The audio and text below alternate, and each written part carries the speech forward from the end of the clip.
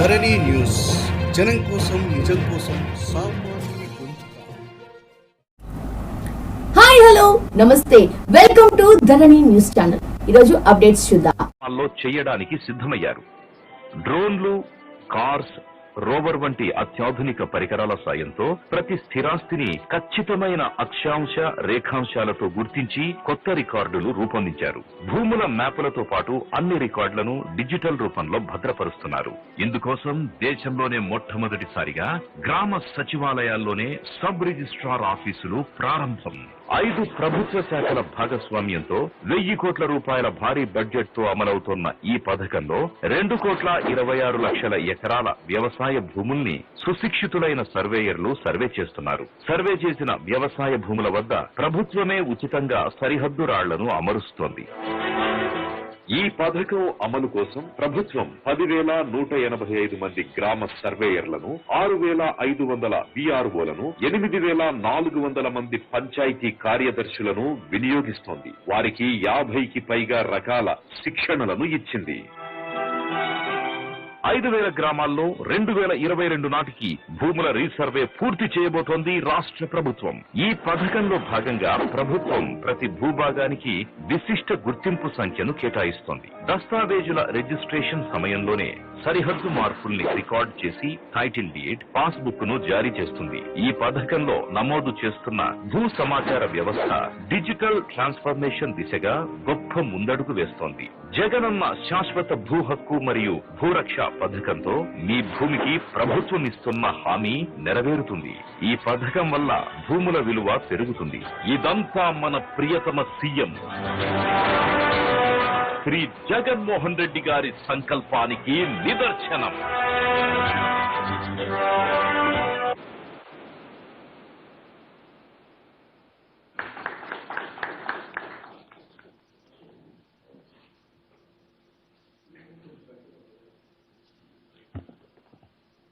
Thank you, sir. Welcome once again, sir. Now, with your permission, sir, the farmers of these 51 villages who are connected to us to the video conference, sir, they are eagerly waiting to interact with you, sir. But before that, sir, I request, sir, to give your inaugural address for this meeting, sir. Thank you, sir.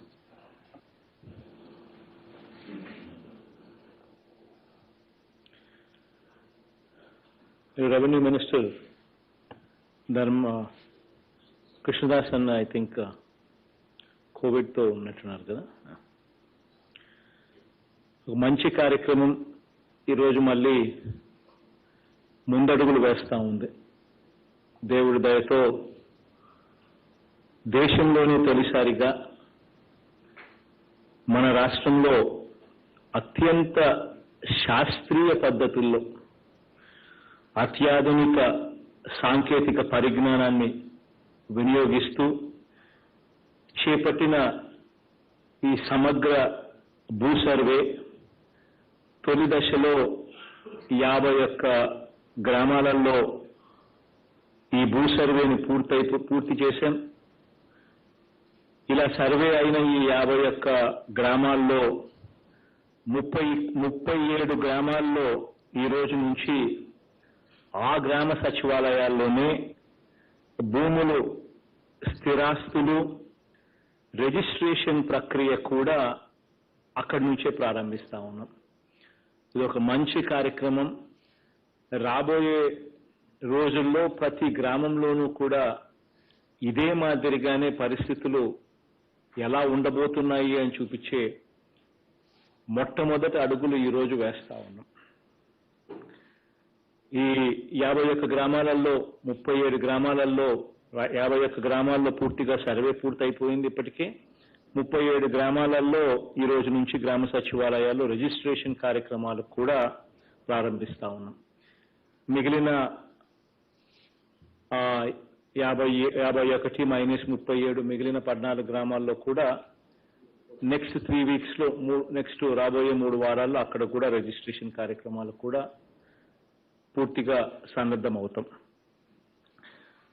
అంటే అడుగులు ఎలా వేస్తా ఉన్నాము అని అంటే ప్రతి గ్రామంలో కూడా అన్ని రకాలుగా సర్వేలు పూర్తి చేసి అన్ని రకాలుగా వివాదాలన్నీ కూడా పరిష్కరించుకుంటూ వివాదాలన్నిటికీ లేకుండా వివాదాలకి ఇంకా ఫ్యూచర్లో కూడా తావు లేకుండా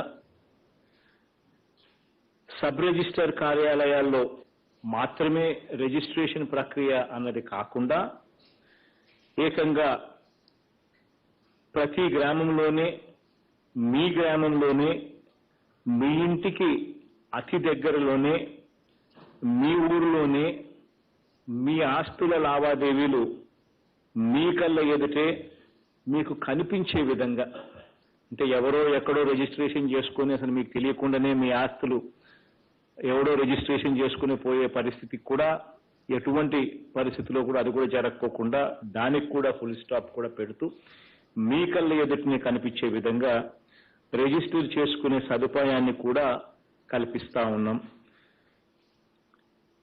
ఇది ఒక పెద్ద సంస్కరణ. ఇటువంటి మంచి సంస్కరణకు ఈ రోజు నుంచి అమల్లోకి తీసుకొస్తా ఉన్నాం. ఈ సంస్కరణ ఎందుకు అవసరమో, ఎలాంటి పరిస్థితులు మనం చూస్తా ఉన్నాము అన్నది ఒకసారి కూడా మనం బేరీజు వేసుకుంటే భూముల హద్దులు హక్కులకు సంబంధించిన కొన్ని విషయాలు మనందరికీ కూడా తెలియాల్సిన అవసరం కూడా ఉంది. భారతదేశంలో 100 సంవత్సరాల క్రితం మాత్రమే ఆ బ్రిటిషర్ల హయాంలో మాత్రమే భూముల సమగ్ర సర్వే అన్నది చేపట్టడం జరిగింది. అంటే 100 సంవత్సరాల క్రితం.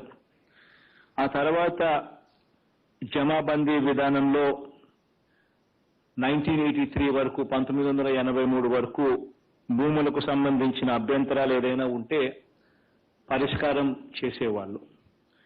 1983 తర్వాత కరణాల వ్యవస్థ రద్దు కావడంతో ఆ వ్యవస్థ స్థానంలో మరో సరైన వ్యవస్థ ఏర్పాటు కాకపోవడం వల్ల అంతవరకు జరిగిన జమాబందీ విధానం కూడా ఆగిపోయిన పరిస్థితులు కనిపిస్తా ఉన్నాయి.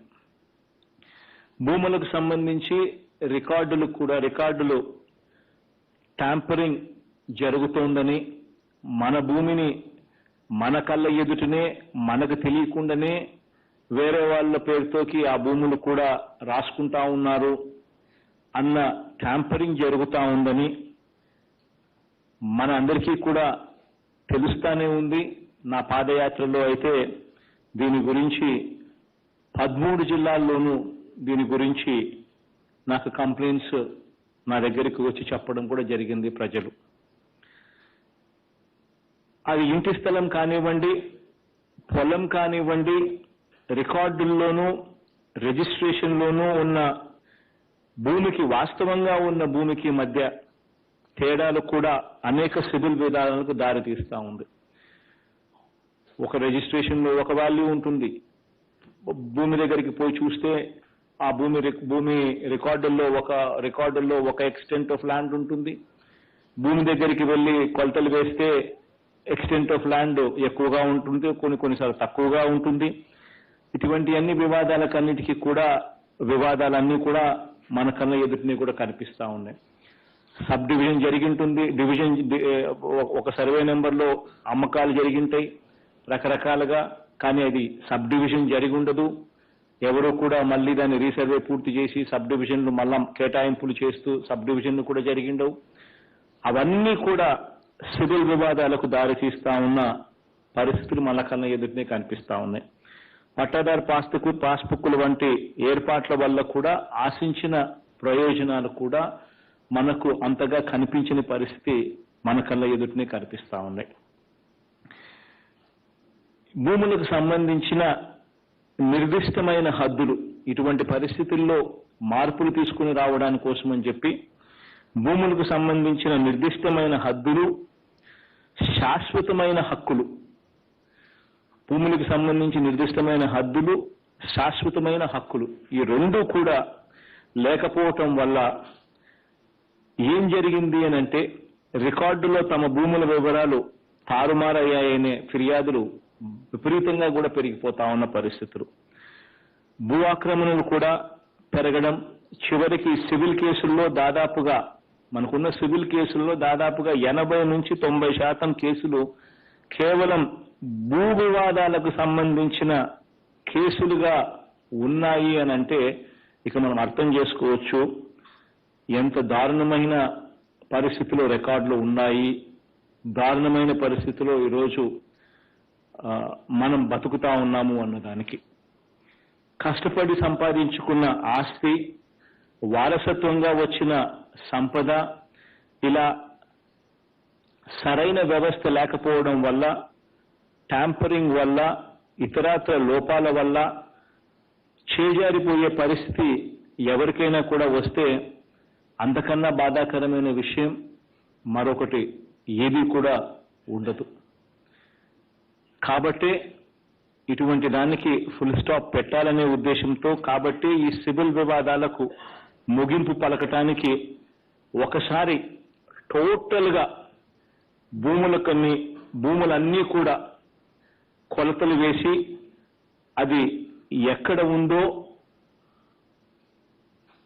లాటిట్యూడ్ అండ్ లాంగిట్యూడ్ అంటే ఆకాంక్షలను ఆ రేఖాంశాలను లాటిట్యూడ్ అండ్ లాంగిట్యూడ్ల ఆధారంగా నిర్దిష్టంగా ఒక ఐడెంటిఫికేషన్ నెంబర్ కూడా నాట్ ఓన్లీ లాటిట్యూడ్ అండ్ లాంగిట్యూడ్తో మార్కింగ్ చేయడమే కాకుండా ఒక ఐడెంటిఫికేషన్ నెంబర్ కూడా ప్రతి ఒక్కరికి కూడా, ప్రతి ఒక్క ట్రాన్సాక్షన్, ప్రతి ఒక్క ల్యాండ్ పార్సల్కి కూడా ఒక సెపరేట్ గా ఒక ఐడెంటిఫికేషన్ నెంబర్తో ప్రతి ఒక్క భూమిని కూడా డిజిటల్ గా నిర్ణయించడం జరిగితే క్యూఆర్ కోడ్తో ల్యాండ్ మ్యాప్ గన ఇవ్వగలిగితే, క్యూఆర్ కోడ్ కూడా ఇచ్చి ఆ క్యూఆర్ కోడ్ నొక్కిన వెంటనే ల్యాండ్ మ్యాప్ కూడా ఇవ్వగలిగితే ఇలా భూములకు సంబంధించి నిర్దిష్టమైన హద్దులు, శాశ్వత హక్కుల్ని, సరిహద్దు రాళ్ళు కూడా పాతి మరీ ఇవ్వగలిగితే ఇక భూముల మీద లిటిగేషన్ లేని పరిస్థితి వస్తుంది. ఆ ప్రక్రియ చేయడం కోసమే ఈ కార్యక్రమాలన్నీ కూడా జరుగుతూ ఉంది.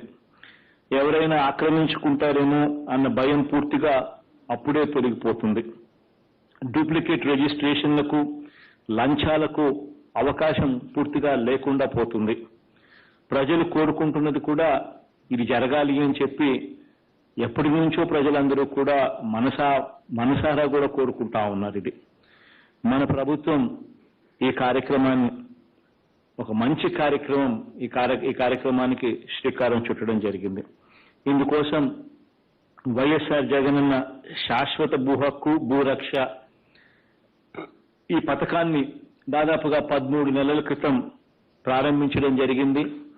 రాష్ట్రంలోని 13 జిల్లాల్లోని ప్రతి ఒక్క గ్రామంలోనూ, ప్రతి ఒక్క భూమిని కూడా, ప్రతి ఒక్క గ్రామంలోనూ ప్రతి ఒక్కరి భూమిని కూడా 2023 కల్లా సమగ్ర ఆధునిక పద్ధతుల్లో రీసర్వే చేయాలన్న లక్ష్యంతో ముందుకు వెళ్తా ఉన్నాం. రీసర్వే చేయడమే కాకుండా ఆ యొక్క యూనిక్ ఐడి కార్డును కూడా, నెంబర్ కూడా క్రియేట్ చేయడము, డేటా మొత్తం సబ్ డివిజన్స్తో పాటు పూర్తిగా అప్డేట్ చేయడము, ఆ పట్టా డాక్యుమెంట్స్ను ఆ తర్వాత భూ యజమానుల చేతుల్లో పెట్టడం. ఇది ఒక గొప్ప విప్లవాత్మక మార్పు. ఏ రాష్ట్రంలో కూడా, దేశంలో కూడా ఎవరూ కూడా ఎక్కడా కూడా ఈ లెవెల్లో ఇంత గొప్పగా చేసే సాహసం కూడా ఎక్కడా కూడా జరగల. 2020 డిసెంబర్ 21న భూముల రీసర్వేకు శ్రీకారం చుట్టడం జరిగింది. కోర్స్ టెక్నాలజీ, డ్రోన్స్ టెక్నాలజీ వంటి వాటిలో మొత్తంగా 50 అంశాలలో 10,158 మందికి టోటల్గా సర్వేలలో శిక్షణ ఇవ్వడం జరిగింది. దాదాపుగా 1,000 కోట్ల రూపాయలు ఈ ప్రాజెక్టు కోసం ఖర్చు చేస్తా ఉన్నాం. 4,500 సర్వే బృందాలతో ఏర్పాటు చేయడం జరిగింది. వీళ్ళందరినీ 2,000 రోవర్లు, 70 కోర్స్ బేస్ స్టేషన్లతో అత్యాధునిక సాంకేతిక పరిజ్ఞానంతో ఈ ప్రాజెక్టును ప్రతిష్టాత్మకంగా ముందుకు తీసుకొని పోతా ఉన్నాం. అందులో భాగంగానే పైలట్ ప్రాజెక్టుగా అందులో భాగంగానే తొలి దశలో ఈ 51 గ్రామాలలో 12,776 మంది భూ యజమానులకు 21,404 భూ కమతాలకు సంబంధించిన 29,563 ఎకరాల భూముల రీసర్వే పూర్తిగా కంప్లీట్ చేయడం జరిగింది. ఆ సర్వేకి సంబంధించి ఆ సర్వేకి చేస్తూ ఉన్నప్పుడు ఆ సర్వేకి సంబంధించి 3,304 అభ్యంతరాలు ఆ గ్రామాలలో ఉన్న గొడవలు, ఆ గ్రామాలలో ఉన్న అభ్యంతరాలు, వారికి మధ్య ఉన్న ఇబ్బందులు, సివిల్ డిస్ప్యూట్స్ 3,304 అభ్యంతరాలను పరిష్కరించడం కూడా జరిగింది. శాశ్వత భూ హక్కులను క్లియర్ చేసి పర్మనెంట్ టైటిల్స్ తో క్లియర్ చేయడమే కాకుండా, హద్దులు మార్క్ చేయడమే కాకుండా, మ్యాప్లు ఇవ్వడమే కాకుండా, పర్మనెంట్ ఒక సపరేట్ యూనిక్ ఐడి నెంబర్ కూడా క్రియేట్ చేయడమే కాకుండా, QR కోడ్ లో దాన్ని భద్రపరచడమే కాకుండా, పర్మనెంట్ టైటిల్స్ తో భూముల రికార్డులన్నీ కూడా ఈ రోజు వారి చేతుల్లో పెట్టబోతా ఉన్నాం. ఆ 51 గ్రామాలకు సంబంధించి 31 గ్రామాలలో 37 గ్రామాలలో ఈ రోజు చేస్తా ఉన్నాం. మరో 3 వారాలలో మిగిలిన 14 గ్రామాలు కూడా పూర్తవుతాయి. ఈ శాశ్వత భూ హక్కు పథకం అమలు వల్ల నకిలీ పత్రాలకు తావెక్కడా కూడా ఇంకా ఉండదు, ఆస్కారం కూడా ఉండదు. భూ యజమానికి తెలియకుండా రికార్డులు మార్చే అవకాశం కూడా ఎక్కడా కూడా ఉండదు. ఆస్తుల్ని అమ్ముకున్నప్పుడు సబ్ డివిజన్ కూడా వెంటనే చేయాలి. ఇది సబ్ డివిజన్ అనేది పెండింగ్ పెట్టడం వల్ల పేరుకుపోయి సమస్యలు అనేది రాకుండా ఉండడం కోసం ఇక మీదటి నుంచి ఆస్తులు ఏదైనా అప్పుడే సబ్ డివిజన్ ముందుగా చేసిన తర్వాతనే ఆ లావాదేవీలు ఆధారంగా మాత్రమే భూ రికార్డుల్లో మార్పులు జరుగుతాయి. సో ఆటోమేటిక్ గా అప్డేటింగ్ కూడా ఆటోమేటిక్ గా జరిగిపోతుంది. వేరే ఎవరూ కూడా ఒకరి ఆస్తిని కాజేసే అవకాశం కూడా ఉండకూడదన్న మంచి సంకల్పంతో వైఎస్ఆర్ జగనన్న శాశ్వత భూ హక్కు భూరక్ష కార్యక్రమానికి ఈరోజు అడుగులు ముందుకు వేస్తా ఉన్నాం. ఇందులో భాగంగానే ప్రతి అడుగులోనూ సర్వే చేసేటప్పుడు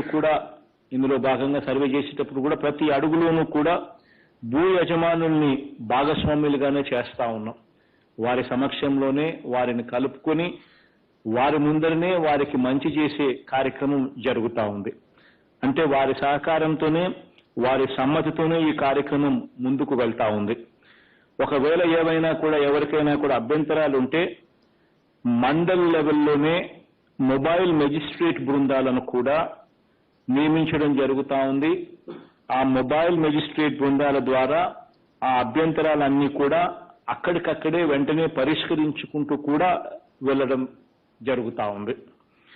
భూకమతం ఒక సర్వే నెంబర్ కింద ఉండి కాలక్రమేణా విభజన జరిగి చేతులు మారినా కూడా సర్వే రికార్డులు అప్డేట్ కాకపోవడంతో వస్తున్న భూ వివాదాలు ఇలాంటివే కాకుండా ఇంకా ఇతరత్ర భూ వివాదాలు, రిజిస్ట్రేషన్ ప్రక్రియలో ఇబ్బందులు, ఇవన్నీ కూడా గత పరిస్థితికి పూర్తిగా తెరదింపేసి ప్రతి భూ కమతానికి అందులో సబ్ డివిజన్ కూడా విశిష్ట గుర్తింపు సంఖ్యా నెంబర్ కేటాయించి సబ్ డివిజన్ చేయడమే కాకుండా విశిష్ట గుర్తింపు సంఖ్యా నెంబర్ కూడా కేటాయించి క్లియర్ టైటిల్స్ ను ఈ కార్యక్రమం ద్వారా అందించడమే ఈ పథకానికి ఒక మూల ఉద్దేశం.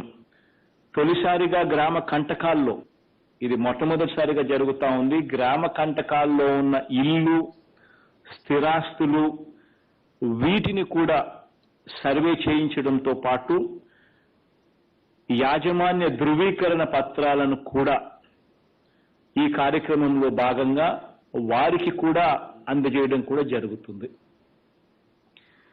ఈ రోజు ప్రారంభిస్తా ఉన్న అందజేయడమే జరుగుతుంది. ఆ తర్వాత వాళ్ళు అమ్ముకునే స్వేచ్ఛ కూడా వాళ్ళకి అన్ని రకాలుగా కూడా ఉంటుంది. ఈ రోజు ప్రారంభిస్తా ఉన్న 37 మాత్రమే కాకుండా రాష్ట్రంలోని అన్ని గ్రామ సచివాలయాల్లో కూడా స్థిరాస్తుల రిజిస్ట్రేషన్ చేసుకునే అవకాశాన్ని దశల వారీగా ప్రతి సచివాలయానికి కూడా విస్తరించుకుంటూ పోతా ఉంటాం. ఎక్కడికెక్కడ ఈ కార్యక్రమాలు సర్వే చేయించడము, ఎక్కడికెక్కడ ఈ కార్యక్రమాలన్నీ కూడా పూర్తి చేసి అక్కడ ఆ మీదట అదే గ్రామ సచివాలయంలోనే అక్కడే రిజిస్ట్రేషన్ ప్రక్రియ కూడా చేసేట్టుగా, అప్పుడే ప్రక్రియ పూర్తయినట్టుగా భావించడం జరుగుతుంది.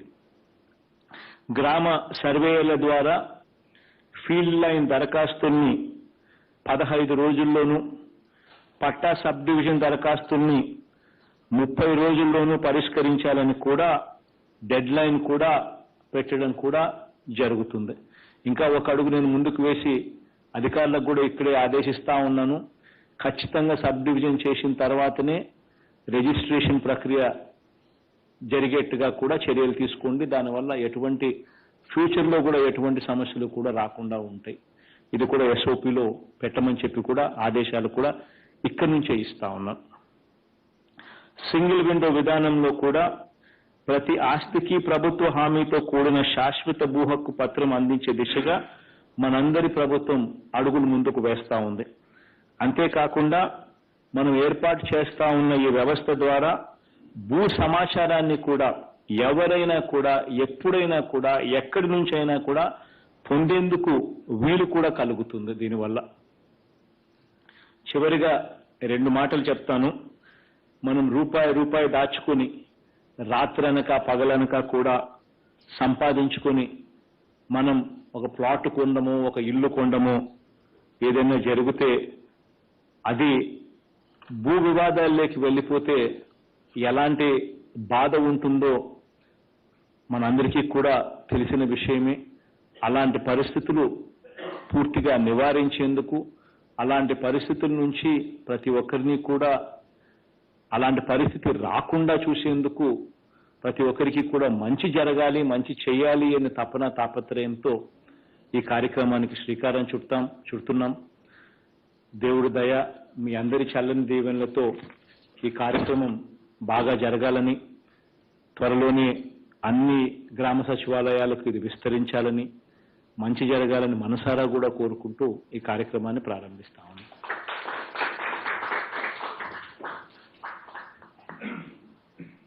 Thank you so much, sir. So your resolve is our inspiration. మరిన్ని ఇంట్రెస్టింగ్ న్యూస్ కోసం చూస్తూనే ఉండండి ధరణి TV. Thanks for watching this video.